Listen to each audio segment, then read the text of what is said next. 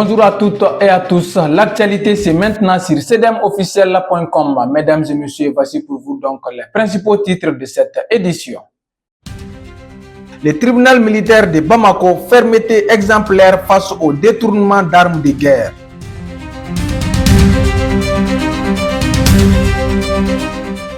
La levée des sanctions américaines, un nouveau souffle dans la coopération entre le Mali et les États-Unis d'Amérique. La victoire historique du Mali devant la Cour de justice de l'UEMOA, la souveraineté nationale réaffirmée. Le général d'armée Assimi Goïta préside la cérémonie mensuelle de la montée des couleurs à Koulouba. Lancement d'un laboratoire de dépistage ultramoderne au service des militaires et des civils.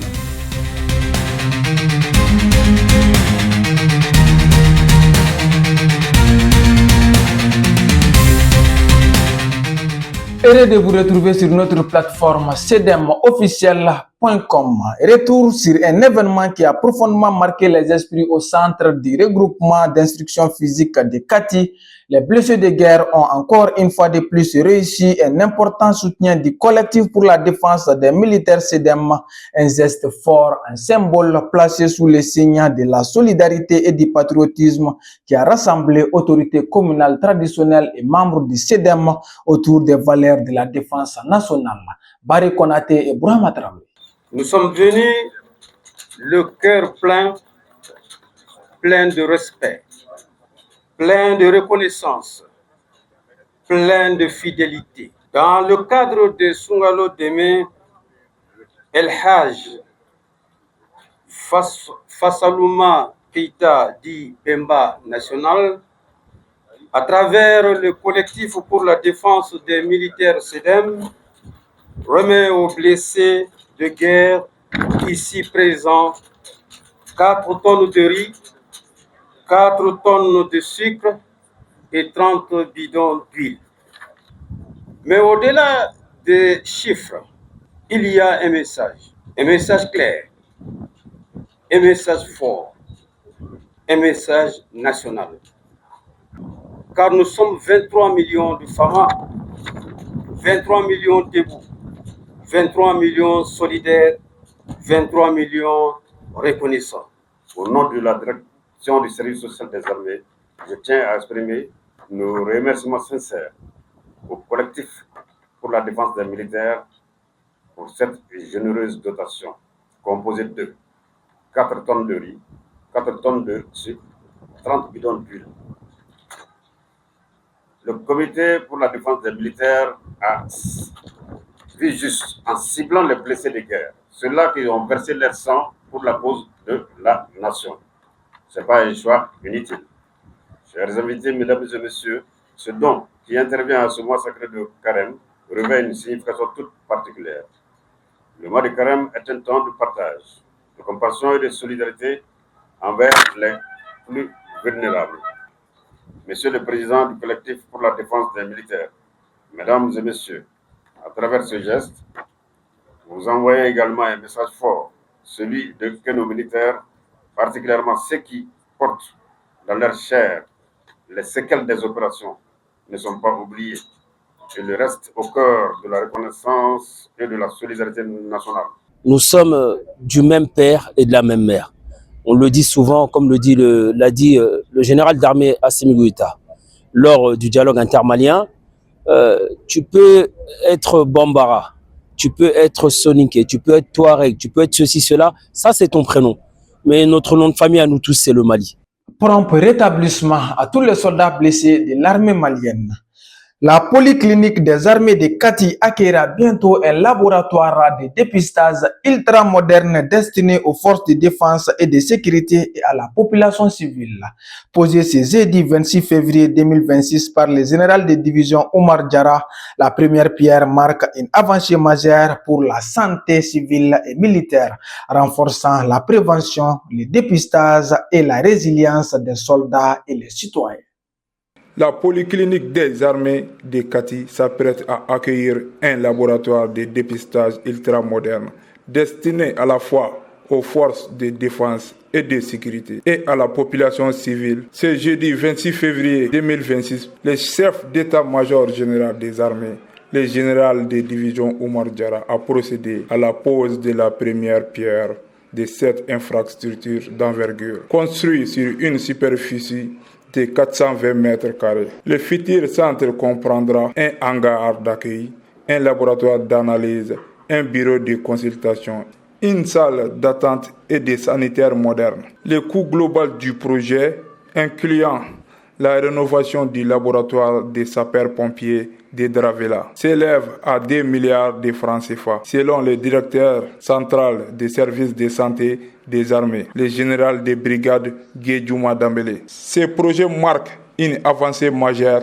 pour autonomie diagnostique et la qualité des soins au sein des FAMA. Pour sa part, le général de division Oumar Diarra a souligné que cette initiative plaçait l'humain au cœur de la puissance opérationnelle, car la résilience physique et mentale des soldats demeure la véritable force d'une armée moderne. Ce laboratoire contribuera ainsi à la prévention, au dépistage précoce et au renforcement du dispositif sanitaire national, au bénéfice de tous les citoyens. Le tribunal militaire de Bamako a rendu ce mardi 24 février 2026 des décisions marquantes dans des affaires liées au détournement et à la vente d'armes de guerre.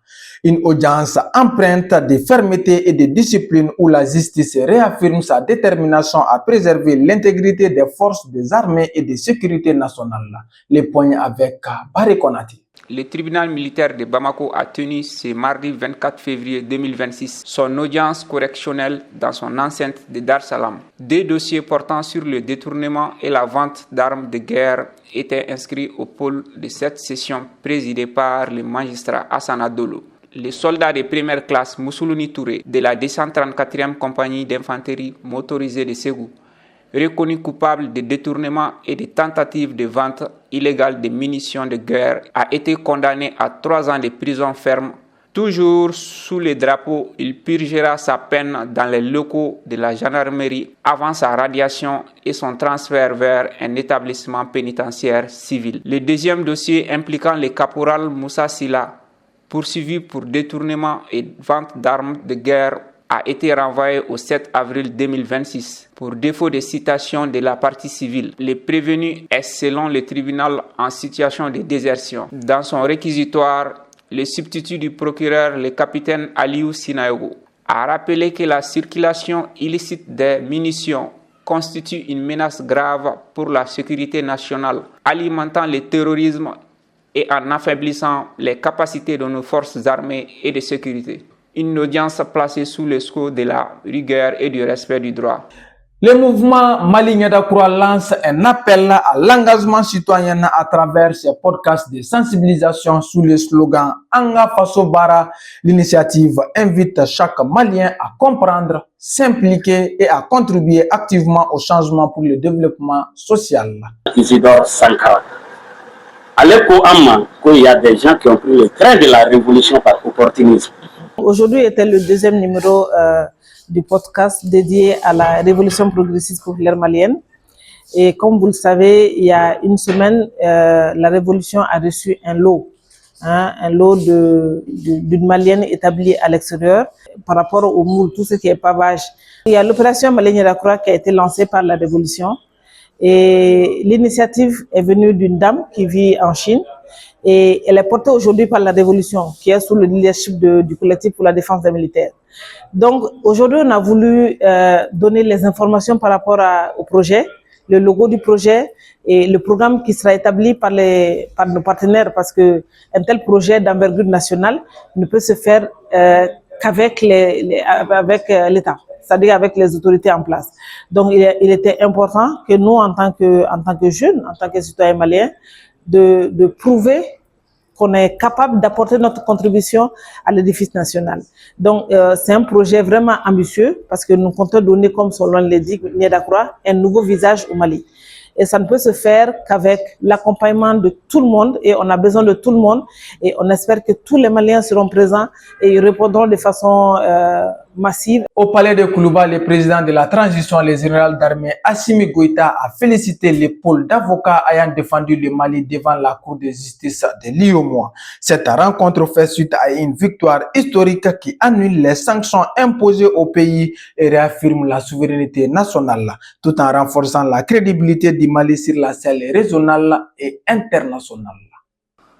Au palais de Koulouba, le président de la transition, son Excellence le général d'armée Assimi Goïta, a réussi ce lundi le pôle d'avocats ayant défendu le Mali devant les juridictions communautaires. Après la victoire historique du pays devant la Cour de justice de l'Union économique et monétaire ouest-africaine, cette rencontre fait suite à l'arrêt rendu le 28 janvier dernier par la Cour de justice de l'UEMOA, déclarant illégales des sanctions imposées au Mali au début de l'année 2022. Mohamedou Kassogué, ministre de la Justice et des Droits de l'Homme, a salué l'engagement et le professionnalisme des avocats, parmi lesquels Maître Ousmane Mama Traoré, Fatmata Sidibé Diarra et Amadou Tcheloué Diarra. Le chef de l'État a félicité l'équipe pour avoir défendu avec honneur et dignité les intérêts du Mali. Cette décision de justice marque, selon les autorités, une victoire du droit et de la souveraineté nationale. Pour leur part, les avocats ont exprimé leur fierté d'avoir contribué à cette page historique,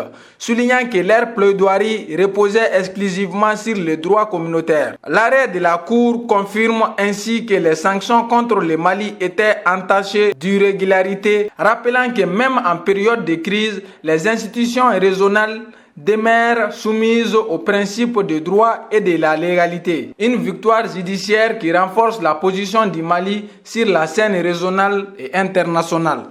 Retrouvez toutes ces informations sur notre site web sedemofficiel.com.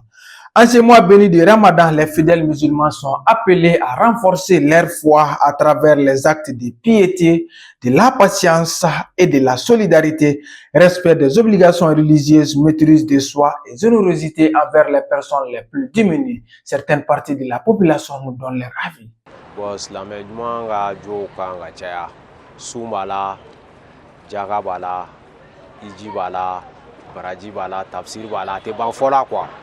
I se kɛra yɔrɔ min ala ko yɔrɔ ta fanfɛla la I b'i se k'a bɛɛ de la. D'abord silamɛ ɲuman sunkalo in na d'abord ala y'a fɔ cogoya min na I k'i yɔrɔ ma janya jurumula ko la o dɔ ye jumɛn ye I k'i yɔrɔ ma janya jɛnɛya la I k'i yɔrɔ ma janya galontigɛ la I k'i yɔrɔ ma janya mɔgɔ kɔrɔfɔ la I ka ala bato I n'a fɔ laɲini bɛ k'a yira cogoya min na sunkalo kɔnɔna na ka se ka I dabɔ fɛn caman caman na mun bɛ sun yɛrɛ tiɲɛ. Welekan min bɛ n bolo ka ɲɛsin communauté musulmane ma o ye ala ye a laɲini cogoya min na an ka ɲuman kɛ n'i ye ɲuman kelen kɛ par exemple o bɛ doubler donc o bɛ fɛn min na mɔgɔ kan ka wulikajɔ caman kɛ ka ɲuman caman kɛ walasa sini ma sinikɛnɛ ma ni o ye a ɲinina cogoya min na I ka se ka baraji caman sɔrɔ nin sunkaloba in na min ni I bɛ se k'o tɔnɔ sɔrɔ. An b'a fɔ n ko silamɛ ɲuman jogo kan ka kɛ min ye nin sunkaloba in na o ye ka siran ala ɲɛ fɔlɔ ani k'i tilen o kɔfɛ I bɛ se ka min kɛ silamɛya la k'a kɛ ka se a dan na k'a kɛ ka se a dan na wali kuma dɔ la k'a kɛ ka se I seko damajira la I bɛ se ka min kɛ ala ko la I k'o kɛ ala kama o ye o pari a filanan ye min ye I k'i jija I ka hɛrɛ ka se I silamɛɲɔgɔnw ma I ka hɛrɛ ka se I silamɛɲɔgɔnw ma I ka hɛrɛ ka se mɔgɔw fana ma mɔgɔ minnu ma kɛ silamɛ ye fɔlɔ walasa olu fana ka se ka e ka ko in imiter aw yɛrɛ ɲuman na k'i ka ko in jateminɛ k'a kɛ parce que I mana mɛn I bɛ mɔgɔw wele ka taa silamɛya ma fo k'a sɔrɔ e yɛrɛ silamɛya bɛ e bolo cogo di fɔlɔ I y'a faamu. Donc o tɛ wajibi ye o tɛ fanga ye o tɛ foyi foyi ye o ye I yɛrɛ I diina ani ŋaniya ani ka kɛwale I y'a faamu wa a kana dan kuma dɔrɔn ma quoi donc o silamɛya ye o cogoya de ye o de ka kan ka kɛ silamɛ fana ni a mɔgɔ ɲɔgɔnw ni ɲɔgɔn cɛ wajibi tɛ o ka kɛ silamɛ non e min ye silamɛ ye e k'i ta kɛ a kɛcogo ɲuman na I ka bato kɔnɔna na o kana kɛ mɔgɔ degun ye kelen a filanan ye min hali bi an bɛ segin o de kan mɔgɔ minnu tɛ silamɛw ye I ka se ka o dɔw sama n'i ka hakilina n'i ka kɛwalew ye walasa olu fana ka se ka kɛ silamɛ u ka se ka nɛgɛ silamɛya la quoi a nɛmu kumakan kelen na u ka se ka nɛgɛ silamɛya la o de ka ɲi silamɛ ɲuman kan k'o de kɛ donc o kɛcogo ka ca o dɔ ye mun ye kuranɛkalanw b'o la o dɔ ye mun ye ka sarakaw bɔ o dɔ ye mun ye ka kuma ɲɛnamaw fɔ mɔgɔ ye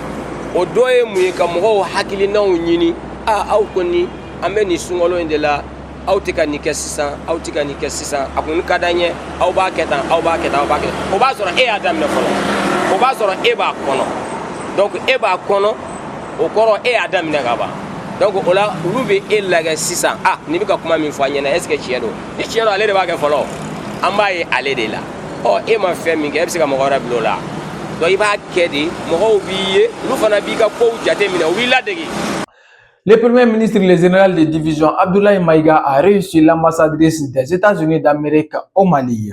Une audience marquée par l'annonce de la levée des sanctions américaines contre certains militaires maliens. Un geste salué par le chef du gouvernement comme un signe d'ouverture et de renforcement du partenariat entre Bamako et Washington. À la primature du Mali, le Premier ministre, chef du gouvernement, le général de division Abdoulaye Maïga a reçu en audience ce lundi 2 mars 2026, l'ambassadrice des États-Unis au Mali. La diplomatie américaine était venue notifier au chef du gouvernement la levée des sanctions prises précédemment contre certains militaires maliens. En réponse, le Premier ministre, au nom du président de la transition, Assimi Goïta, a salué cette décision des États-Unis, la qualifiant de geste positif et constructif dans le renforcement des relations bilatérales. Le chef de gouvernement a également réaffirmé l'attachement du Mali à la souveraineté nationale et s'est réjoui des avancées enregistrées dans le cadre du dialogue politique et la coopération bilatérale entre Bamako et Washington. Enfin, le Premier ministre a salué la nouvelle orientation des autorités américaines visant à exploiter les opportunités économiques et commerciales dans un esprit de partenariat gagnant-gagnant. Le général de division Abdoulaye Maïga a inauguré le vestibule des légitimités traditionnelles et coutumières, un projet initié par le président de la transition, le général d'armée Assimi Goïta. Ce lieu symbolique valorise l'héritage des ancêtres, renforce la cohésion sociale et la réconciliation nationale, tout en offrant un espace de dialogue et de transmission des savoirs aux jeunes générations. Cette cérémonie a également vu la présence d'une forte délégation du collectif pour la défense des militaires SEDEM mobilisés pour cette ouverture à Koulikoro.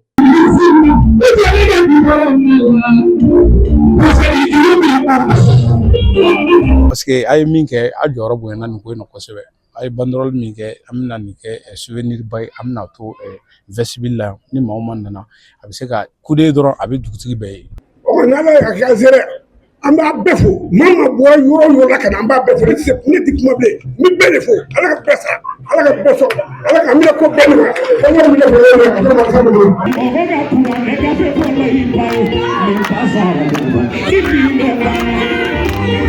Je vous avoue que ce matin on est très heureux. C'est une promesse qui a été tenue. Je vous informe qu'un cadre déjà existe depuis le début de la transition entre les autorités et légitimités traditionnelles du Mali et les autorités administratives. Donc au cours de ces rencontres, nous avons toujours voulu avoir des vestibules au nom des autorités et légitimités traditionnelles. Et le président a promis, et vous avez vu, depuis le 15 janvier 2024, donc la première pause a été posée. Une année après, nous voici pour l'inauguration de ce joyau qui a été mis à la disposition de toute la région de Koulikoro. C'est un honneur pour moi d'accueillir aujourd'hui toute la délégation qui a quitté Bamako, une délégation très bien armée. Je dis très bien armée, c'est en fonction des cadres du CEDEM qui sont venus aujourd'hui pour l'ouverture même du vestibule de Koulikoro. Qui parle de vestibule parle aujourd'hui de la paix, de la cohésion sociale, de vivre ensemble et avec tout ce qui va. Donc si réellement que le CEDEM a délégué une forte délégation pour venir à Koulikoro et passer à l'ouverture de ce vestibule, c'est un honneur pour moi en tant que représentant du CEDEM à Koulikoro. Tout ce qu'on pourrait dire, on pourrait remercier le président, on pourrait remercier encore le président national du CEDEM, on remercie à la fois le président de la transition, le général d'armée Assimi Goïta par rapport à ce don. C'est un don très symbolique, c'est pas la cour, c'est pas l'établissement, c'est pas la structure, mais c'est le coup symbolique que nous retenons. Parce que pour les chefs du village de Koulikoro, c'est un grand honneur, un espace bien précis pour eux, pour venir discuter les bonnes causes de cette région. Moi, je pense que c'est vraiment normal. On nous envoie à la tâche et je vous avoue que le rôle qui était dévolu aux chefs de village et chefs de quartier n'était plus connu des populations. Donc cela va galvaniser notre rôle au niveau de nos populations et nous aurons un rôle de premier plan lorsqu'il s'agit des litiges, des conflits communautaires.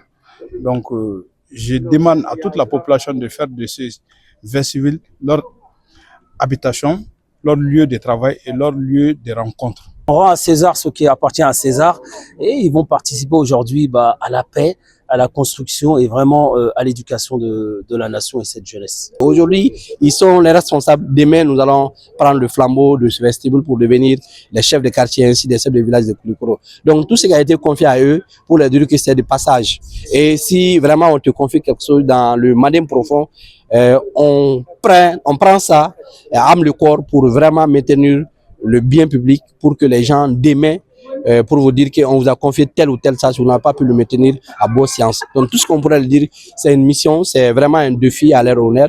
Donc ils pourraient vraiment garder ça pour l'avenir des jeunes, pour l'avenir de la jeunesse de Koulikoro.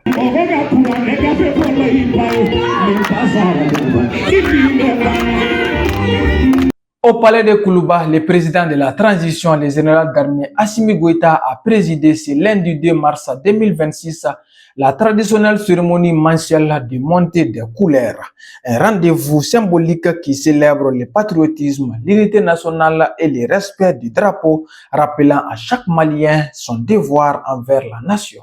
Comme chaque début du mois, le Mali s'est levé sous ses couleurs. Ce lundi 2 mars 2026, le président de la transition, son Excellence le général d'armée Assimi Goïta, a présidé la traditionnelle cérémonie de montée des couleurs nationales au palais de Koulouba. Entouré de ses plus proches collaborateurs, le chef de l'État a une fois de plus réaffirmé à travers ses gestes symboliques son attachement profond aux valeurs et au patriotisme, de cohésion nationale et de respect du drapeau.